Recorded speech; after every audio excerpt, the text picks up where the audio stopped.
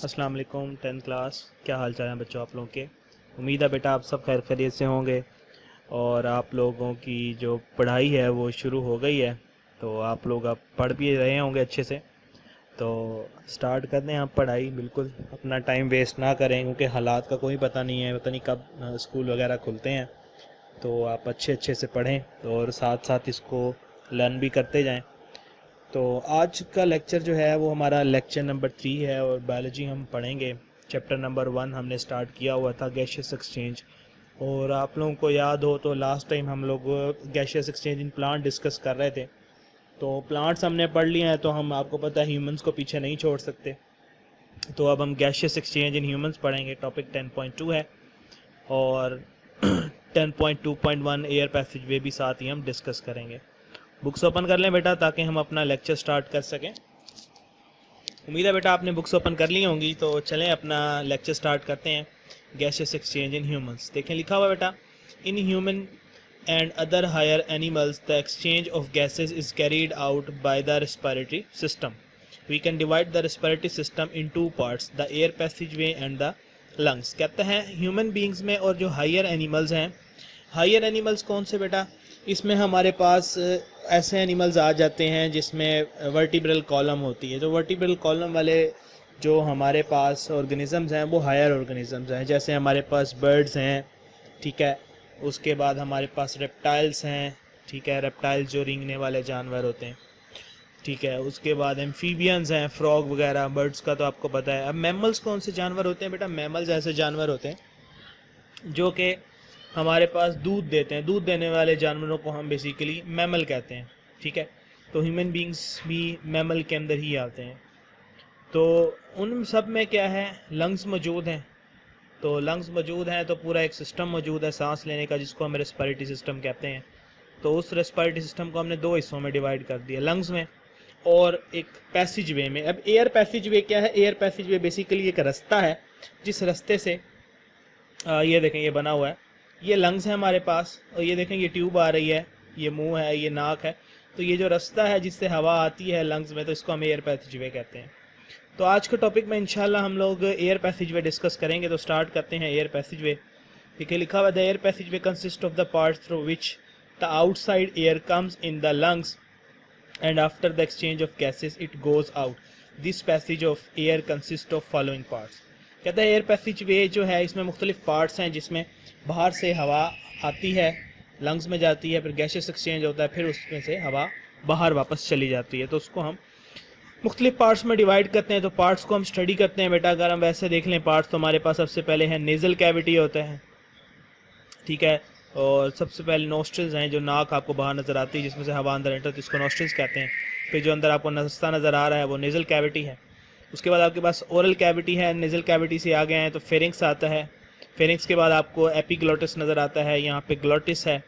उसके बाद फिर ये आपको ट्रेकिया नजर आएगा, ये ट्रेकिया है आपके पास, ठीक है। तो ट्रेकिया आगे जाके छोटी नालियों में डिवाइड हो जाता है, ये आपके पास ब्रोंकियोल्स हैं और उसके ऊपर क्या है, लंग्स हैं। तो डिस्कस करते हैं अब इसको बारी बारी। तो स्टार्ट करते हैं, देखें कहते हैं नोज इनक्लोजेस द नेजल कैविटी। कहता है जो नेजल कैविटी है उसको, नाक के अंदर जो कैविटी एक है, जगह मौजूद है, उसको हम नेजल कैविटी कहते हैं। It opens into outside through the openings called nostrils. कहते हैं नेजल कैविटी दो ओपनिंग से बाहर की तरफ खुलती है, जिसको नोस्ट्रिल कहते हैं।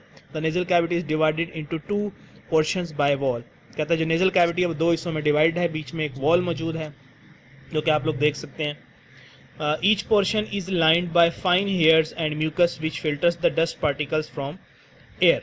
तो कहता है कि जो, अब ये बेसिकली आप लोगों ने याद रखना है, ये फंक्शन ऑफ नेजल कैविटी। ये अक्सर बोर्ड में क्वेश्चन आता है कि व्हाट इज नेजल कैविटी, या right the function of nasal cavity. तो फंक्शन क्या है नेजल कैविटी का, दो फंक्शन है इसके। पहला फंक्शन क्या है, कहता है जो हर पोर्शन है, ईच पोर्शन, कहता है इसमें फाइन हेयर्स मौजूद हैं, ठीक है, और उसमें म्यूकस भी मौजूद है, ठीक है। तो म्यूकस फ्लूइड मौजूद होता है, वो इसका क्या काम है, ये फिल्टर करता है डस्ट पार्टिकल्स को। जब हम नाक से सांस खींचते हैं तो इसलिए सांस जो है वो नाक से लेना चाहिए, क्योंकि नाक से जो सांस या हवा जो जाती है नाक से सांस के जरिए, तो वो फिल्टर होती है, वो साफ होती है, डस्ट पार्टिकल्स जो हैं वो साफ होते हैं, ट्रैप हो जाते हैं उसमें। The mucus also moisten the and warms the incoming air and keeps its temperature nearly equal to the body. और वो कहता है कि जो म्यूकस है इसका दूसरा काम क्या है कि ये हवा के अंदर नमी पैदा करती है, मॉइस्ट कर देती है, उसको नमदार बनाती है और वार्म करती है, इसको गर्म करती है, इतना वार्म करती है कि हमारी बॉडी टेम्परेचर के बराबर आएगा। ठंडी हवा है, ठंडी हवा जाएगी तो हमें नुकसान पहुंचेगा, ठीक है। तो वो इसलिए उसको कोशिश करते हैं वो म्यूकस के उसका जो टेम्परेचर है वो थोड़ा ज़्यादा हो जाए और वो हमारे बॉडी टेम्परेचर के मुताबिक आ जाए, ठीक है। लेकिन लिखा हुआ है which keeps it equal to the body temperature, कोशिश करती है। तो ये आपके पास शॉर्ट क्वेश्चन है ये वाला कि what is nasal cavity, write down the function of nasal cavity, ठीक है। आगे चलते हैं नेक्स्ट। नेजल कैविटी से हवा एंटर हुई तो यहाँ पे एक पोर्शन आता है ये वाला, इसको हम फेरिंग्स कहते हैं। बेसिकली जो आपका हलक है ना, ठीक है, जबान के पीछे का जो पोर्शन है वॉल का, वो जो हलक होता है उसको हम बेसिकली फेरिंग्स कह रहे होते हैं। The nasal cavity opens into the pharynx by means of two small openings called internal nostrils, ठीक है। तो कहता है फेरिंग्स जो नेजल कैविटी है वो फेरिंग्स के अंदर खुलती है इंटरनल नॉस्ट्रिल्स के जरिए। अब फेरिंग्स क्या है, यहाँ से बेसिकली ये फेरिंग्स यहीं से आप लोगों ने करना है, ठीक है। यहाँ तक आपने कर लेना है, बल्कि यहाँ तक आप लोग कर लें। ये फेरिंग्स, फेरिंग्स क्या है, इसका काम क्या है। Pharynx is a muscular passage and common to both food and air. कहता है कि जो फेरिंग्स है वो मस्कुलर पैसेज है, मसल्स का मैस है, मसल्स का बना हुआ है, और ये कॉमन है, फूड और एयर दोनों इसमें से पास होती है। It extends to the opening of the oesophagus and larynx. कहता है ये लेरिंग्स और ओइसोफेगस तक जाता है। कहता है the air goes from the pharynx into the larynx. कहता है जो हवा है फेरिंग्स से कहाँ पे चली जाती है, लेरिंग्स में चली जाती है। अब लेरिंग्स कौन सा पार्ट है बेटा, ये जो फेरिंग्स है आपके पास ये वाला। अब फेरिंग्स के आगे ही बिल्कुल हमारे पास यहाँ पे ये देखें ना, ये सांस की नाली है, इसके साथ ही खाने की नाली है। तो इस सांस और खाने की नाली के ऊपर वाला जो पार्ट है ना, ये लेरिंग्स है बेसिकली आपके पास, ठीक है। मैं इधर देखो शायद इन्होंने और डिटेल में बताया हो, ज़्यादा अच्छी इमेज नहीं है यहाँ पे, तो मैं ना आपको इसकी ना एक छोटी सी वीडियो एंड में जो ना इस लेक्चर के अंदर डाल दूंगा, तो आप लोग वहाँ पे देख लीजिएगा, आपको क्लियर हो जाएगा। अब ये बात उम्मीद है आपको समझ आएगी क्योंकि लेरिंग्स कहाँ पे है, ठीक है। तो अब यहाँ से जो बेटा क्वेश्चन शुरू होने लगा, ये काफ़ी ज़्यादा इंपॉर्टेंट है, लेरिंग्स के अंदर आता है, ठीक है। कि what is glottis and epiglottis, या what is glottis, right of the function of epiglottis, ठीक है। तो हम करने लगेंगे, देखें। The air goes from the pharynx into the larynx. We know that glottis is a narrow opening at the floor of pharynx which leads to the larynx. The larynx is a box made of cartilage. It present between pharynx and trachea. It is also called voice box. कहता है कि हमें पता है कि pharynx और larynx के दरमियान एक छोटी सी ओपनिंग मौजूद है जिसको हम glottis कहते हैं, और यही glottis जो है वो फेरिंग्स की तरफ उसको हवा को लेके जाता है। अब ये जो जगह है, ये जो मैंने आपको दिखाई है, ये बेसिकली एक फ्लैप सा होता है। यहाँ पे सांस की नाली और खाने की नाली, इसके ऊपर एक फ्लैप मौजूद होता है। कि जब खाने आता है तो ये इसके ऊपर आता है कि सांस की नाली क्या हो जाती है, बंद, और खाना क्या होता है, खाने की नाली में चला जाता है। पानी जो पीते हैं वो इसको बंद करता है ताकि सांस की नाली में हमारे पास कोई चीज़ ना आ जाए, ठीक है। तो ग्लोटिस के ऊपर एक फ्लैप है जिसको एपिग्लोटिस कहते हैं। अगर आप लोगों को याद हो तो मैंने आप लोगों को बड़े अच्छे और डिटेल में जो है वो डाइजेस्टिव सिस्टम वाले टॉपिक में, ठीक है, डाइजेशन के अंदर मैंने आप लोगों को ये ओइसोफेगस के अंदर ये टॉपिक आप लोगों को पढ़ाया था, और मैंने आपको डायग्राम बना के भी बताई थी कि कैसे होता है, ठीक है। बाकी मैं एक वीडियो भी डाल दूंगा ताकि अब मज़ीद क्लियर हो जाए, ठीक है। तो ये वही वाला है, ठीक है। तो ग्लोटिस का बेसिकली फंक्शन क्या है, ग्लोटिस का फंक्शन क्या है, अगर कोई पूछ लें कि व्हाट इज ग्लोटिस या right on the function of glottis, ठीक है, तो ये आ गया ना, ये तो ग्लोटिस का हो गया आपके पास, ठीक है। व्हाट इज ग्लोटिस, फंक्शन क्या है कि it prevents food and water from entering into the larynx, या सांस की नाली, लेरिंग्स सांस की नाली है आपके पास बेसिकली, ठीक है। अब यहाँ पे एक और क्वेश्चन आता है हमारे पास इस पैराग्राफ के ऊपर कि व्हाट इज लेरिंग्स या व्हाट इज वॉइस बॉक्स, ठीक है। व्हाट इज लेरिंग्स या व्हाट इज वॉइस बॉक्स, या how sound is produced by voice box और लेरिंग्स, ठीक है। तो लेरिंग्स क्या है बेसिकली, कहता है larynx is a box made of cartilage. कहता है लेरिंग्स एक बॉक्स है, वो कार्टिलेज का बना हुआ है। It is present between pharynx and trachea. It is also called the voice box. कहता है ट्रेकिया और फेरिंग्स के बीच का जो हिस्सा है उसकी, यानी अब ग्लोटिस से जब आगे आई हवा तो उधर हमारे पास कार्टिलेज का एक हिस्सा आता है ट्रेकिया के ऊपर, उसको हम वॉइस बॉक्स कहते हैं। क्यों कहते हैं, कहते हैं two pair of fibrous bands called vocal cords are stretched across the larynx. अब कहता है ये जो आपके पास लेरिंग्स है ट्रेकिया के ऊपर जो लेरिंग्स कहता है यहाँ पे ऐसे लंबाई में, ठीक है, दो जैसे तार नहीं होते गिटार के ऊपर स्ट्रिंग्स होते हैं, ऐसे दो स्ट्रिंग्स, ठीक है, कॉर्ड्स बंधी हुई हैं। उन कॉर्ड्स से क्या होता है, the vocal cords vibrate when the air passes through them, this vibration produces sound. कहता है जब हवा उसमें से गुजरती है तो वो वोकल कॉर्ड वाइब्रेट करते हैं, आवाज़ पैदा होती है, ठीक है, और फिर आपके जो ज़बान, गाल, मुंह, इसकी मूवमेंट से वो आवाज़ जो है मुख्तलिफ वर्ड्स के अंदर कन्वर्ट हो जाती है। तो अब यहाँ पे एक आपके लिए छोटा सा एक्सपेरिमेंट है, वो ये अब आपने करना है कि सांस लिए बगैर बोल के दिखाएं, तो आवाज़ पैदा करके दिखाएं। तो जब तक आपका सांस नहीं गले से निकलेगा आपकी आवाज़ भी पैदा नहीं होगी, यानी आप मुंह से हिला रहे होंगे लेकिन आवाज़ नहीं निकलेगी। साउंड प्रोड्यूस होने के लिए हवा का बूम होना बहुत ज़रूरी है। तो आगे चलते हैं, देखें, larynx continue to the trachea which also called the wind pipe. कहता है कि लेरिंग्स जो है वो कंटिन्यू रहता है, ट्रेकिया में जाता है। ट्रेकिया का दूसरा नाम क्या है, विंड पाइप। तो ये याद रखना है कि बेसिकली हम ट्रेकिया को विंड पाइप कह रहे होते हैं। सांस की नाली जो बेसिकली ओरिजिनल नाम है वो ट्रेकिया को दिया जाता है, ठीक है। तो ये सारी नाली सांस की, लेकिन उसके मुख्तलिफ पार्ट्स हैं।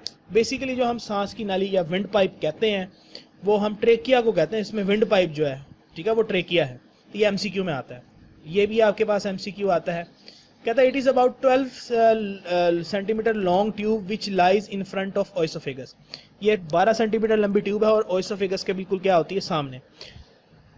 There are C-shaped cartilaginous rings in the wall of trachea. These cartilages keeps the trachea from collapsing even when there is no air. अब ये होता क्या है बेटा, हमारे पास अगर आप देखें, एक मिनट मैं यहाँ बनाता हूँ, ये हमारे पास सांस की नाली है, ठीक है। उसने कहा इन फ्रंट ऑफ ओइसोफेगस, ये ओइसोफेगस के फ्रंट पे होती है और यहाँ पे इसमें क्या होते हैं, C-shaped cartilaginous rings। अगर आप लोगों को पता भी ये C-shape क्यों होते हैं बेटा, ये C है, इस तरह के रिंग्स होते हैं, आगे से खाली होती है, ये हड्डी पूरी नहीं होती। क्यों नहीं होती, अगर आपको पता हो तो खाना जो है वो, हाँ जी शाबाश, पेरिस्टाइलेटिक मूवमेंट में बोलस जो है वो मूव करता है। तो अगर ये स्ट्रेट होगी, गोल होगी ये रिंग, तो जब बोलस आएगा तो ये ब्रेक हो सकती है और हमारी सांस की नाली पिचक सकती है। तो इसको पिचकने से बचाने के लिए, इसको इन्फ्लेट रखने के लिए, फूला रखने के लिए, ये C-shaped cartilaginous rings यहाँ पे क्या होते हैं, मौजूद होते हैं। ठीक हो गया बेटे।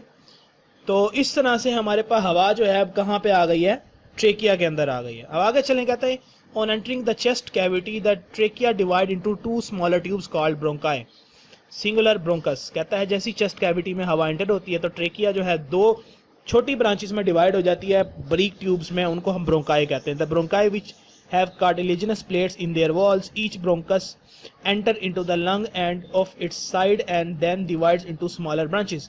कहता है जो कार्टिलेजिनस प्लेट्स वाली ये जो ब्रांचेस हैं ब्रोंकाई, ये लेफ्ट और राइट लंग्स के अंदर एंटर हो जाती हैं और वो लंग्स फिर आगे जाकर, और सॉरी, वो जो ब्रांचेस हैं जो लंग्स में एंटर हुई हैं वो मजीद छोटी छोटी ब्रांचेस में डिवाइड हो जाती है, जिनको हम ब्रोंकियोल्स कहते हैं। The bronchi continue dividing in the lungs until they make several fine tubes called bronchioles. ठीक हो गया बेटे। तो आगे चलते हैं, कहता है the bronchioles progressively lose the cartilage as they become narrower. कहता है जैसे जैसे वो बारीक छोटी छोटी ट्यूब्स में डिवाइड होते जाते हैं ब्रोंकियोल्स, उनकी जो कार्टिलेज है वो खत्म होती जाती है। तो कहता है the bronchioles end as fine tubules called alveolar ducts. कहता है कि जो ब्रोंकियोल्स हैं जिनके अंदर वो बिल्कुल जो कार्टिलेज थी वो खत्म हो गई, यानी हड्डी मौजूद नहीं है। हड्डी नहीं होती, ये नरम हड्डी होती, ठीक है। जैसे कान के अंदर हड्डी मौजूद है ना, ये कार्टिलेज है। कान अगर आप देखें तो कान के अंदर एक हड्डी मौजूद है, ये कार्टिलेज होती है, ठीक है। तो नाक का जो फ्रंट पोर्शन है उसके अंदर एक बड़ी लचकदार हड्डी मौजूद है, वो भी कार्टिलेज। तो इस तरह की हड्डियां होती हैं। तो जिसमें हड्डियां खत्म हो जाती हैं तो वो एंड हो जाता है ब्रोंकियोल, और वो जो छोटी छोटी ट्यूब्यूल्स बन जाती हैं, बारीक बारीक सी ट्यूब्स, उनको हम क्या कहते हैं, एल्वुलर डक्ट्स कहते हैं। अब ये एल्वुलर डक्ट है, ये क्या होता है, duct opens into a cluster of pouches called alveoli. मैं दिखाऊं आपको एल्वुलाई, ये रहे। अब ये एल्वुलर डक्ट थी, ठीक है, इसके अंदर आई तो ये हमारे पास क्या है, ऐसे पाउच बने होते हैं, ये गोल गोल से, इनको हम क्या कहते हैं, एल्वुलाई। ठीक है। तो जब इसमें एल्वुलर डक्ट से जब हवा आती है तो ये फूल जाते हैं और इनके इर्द गिर्द क्या होती हैं, ब्लड कैपिलरीज। ये क्या करती हैं, ऑक्सीजनेट डीऑक्सीजनेट ब्लड लेकर आती हैं यहाँ पे डिफ्यूजन के थ्रू, ऑक्सीजन अंदर आ गई ब्लड में और कार्बन डाइऑक्साइड बाहर चलेगी, ऑक्सीजनेटेड हो गया ब्लड और ये फिर बॉडी में चला जाता है। ठीक हो गया। तो देखते हैं आगे कहता है the alveoli from the respiratory surface in human body. Alveoli क्या करता है, बेसिकली रेस्पिरेटरी सरफेस बनाता है। रेस्पिरेटरी सरफेस का मतलब जहाँ पे गैसियस एक्सचेंज होता है। तो अब यहाँ पे ये आपके पास बहुत इंपॉर्टेंट क्वेश्चन है कि गैसियस एक्सचेंज कैसे होता है, किस लेवल पे होता है, एल्विलाई क्या है, उनका फंक्शन क्या है। तो ये आपने शॉर्ट क्वेश्चन पूरा करना है। ठीक है, इसमें से कोई भी छोटा सा शॉर्ट क्वेश्चन बन सकता है। देखें तो कहता है कि each alveolus is a sac like structure lined by single layer of epithelial cells. अब ये देखें, ये बड़े मजे की बात है कि ये इतना बारीक है एल्विलाई कि इसमें सिंगल लेयर ऑफ सेल्स है, एपिथेलियल सेल्स की सिंगल लेयर है, इतने बारीक है ताकि ऑक्सीजन और carbon dioxide easily exchange out हो सके। It is bound on the outside by network of capillaries, बाहर कैपिलरीज मौजूद हैं। कहता है द पल्मोनरी आर्टरी। अब ये याद रखना है, ये एमसीक्यू के लिए आ सकता है कि कौन सी क्या आती है। देखें ना, pulmonary artery from the heart containing deoxygenated blood enters in the lungs and branches into arterioles and then into capillaries which surround the alveoli। अब कहता है कि जो deoxygenated blood है हार्ट से, वो कौन लेकर आता है, पल्मोनरी आर्टरी। पल्मोनरी आर्टरी क्या होती है, जब लंग्स में एंटर हो रही होती है तो वो छोटे छोटे ब्रांचेस में कन्वर्ट होती है। उन ब्रांचेस को क्या कहते हैं, वो ब्रांचेस जो हैं किस में कन्वर्ट हो जाती है, आर्टरियोल्स में। और आर्टरियोल्स किस में, फिर ब्लड लेकर आते हैं कैपिलरीज में, और कैपिलरीज कहाँ होती हैं, एल्विलाई में। तो ये एमसीक्यू आता है कि एल्विलाई पे क्या चीज सराउंड करती है, कैपिलरीज। कहता है these then join together to form the venules which form pulmonary vein. कहता है ये जो छोटी छोटी कैपिलरीज थी, ये फिर जब ब्लड इसमें जो हो जाता है तो ये कहता है वेन्यूल्स बनाते हैं, यानी मिलकर एक बड़ी वेन बनाते हैं, और वो जो है उसको हम पल्मोनरी वेन कहते हैं। The pulmonary vein carries the oxygen blood back to the heart. ठीक है, अब ये देखें, ये जो छोटी छोटी बारीक बारीक आई हैं, अब ये क्या होंगी, जब ये मिलके फिर ऐसे ऑक्सीजनेटेड ब्लड जब लेके जाएंगे तो यहाँ से जब ऑक्सीजनेटेड ब्लड जा रहा होगा तो ये मेन वेन है। ठीक है, ये देखें, ये बारीक है, ये वेन्यूल है, इसको हम वेन्यूल कहते हैं। ये आर्टरियोल थे, ये वेन्यूल है, ये बड़ी छोटी है ना, फिर ये आगे जाकर जो है वो वेन के साथ मिल जाएगी, जिसको पल्मोनरी वेन है। पल्मोनरी वेन हार्ट में ब्लड लेके जाएगी और फिर हार्ट क्या करेगा, पंप कर देगा उसको पूरी बॉडी के अंदर। तो इस तरह देखें, डबल सर्किट हार्ट अगर याद हो तो ये वो वाली बात हो रही है। ठीक है बेटा, तो ये आप लोगों ने कर लेना। इंशाल्लाह जो नेक्स्ट पार्ट है उसमें हम ये कुछ शॉर्ट क्वेश्चन तो ये पढ़ेंगे, और इंशाल्लाह नेक्स्ट लेक्चर जो है हमारा आज का था 3, तो नेक्स्ट कौन सा होगा, 4। Very good. तो लेक्चर नंबर 4 में इंशाल्लाह हम क्या पढ़ रहे होंगे, द लंग्स पढ़ेंगे। इसमें ये शॉर्ट के लिए बहुत इंपॉर्टेंट है, इसमें शॉर्ट आता है, मैकेनिज्म ऑफ ब्रीदिंग पढ़ेंगे, इसमें शॉर्ट आता है। अपना ख्याल रखिएगा बेटा, अल्लाह हाफिज़।